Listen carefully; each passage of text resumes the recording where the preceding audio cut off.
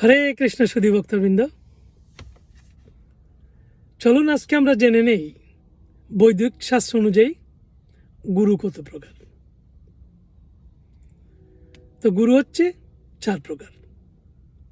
1 নম্বর বর্তন প্রদর্শক বা পথ প্রদর্শক গুরু, 2 নম্বর শিক্ষা গুরু, 3 নম্বর দীক্ষা গুরু, 4 নম্বর চৈত্য গুরু। তো প্রথমত বর্তন প্রদর্শক বা পথ প্রদর্শক গুরু তিনি, যিনি আপনাকে সর্বপ্রথম ভগবত ভক্তিতে নিয়োজিত করার প্রয়াস করেছেন। তিনি আপনার ভক্তিপথের প্রথম পথ প্রদর্শক। তিনি আপনাকে বলেছেন ভগবানকে কিভাবে ভগবানকে জানতে হবে, কিভাবে ভগবানের পূজা করতে হবে, কোথায় গেলে আপনি ভগবানের কথা শ্রবণ করতে পারবেন,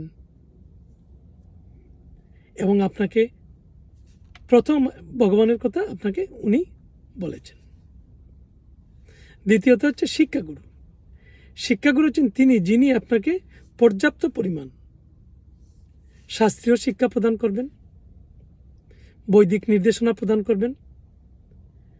বিশেষ করে দীক্ষাগুরুর কাছ থেকে যে আপনি দীক্ষা গ্রহণ করবেন, তার জন্য আপনাকে উনি বিভিন্ন ধরনের নির্দেশনা বা গাইডেন্স বলা যায় আপনাকে প্রদান করবেন, এবং আপনাকে উনি দীক্ষা নেওয়ার জন্য প্রস্তুত করবেন। তৃতীয়ত হচ্ছেন দীক্ষাগুরু।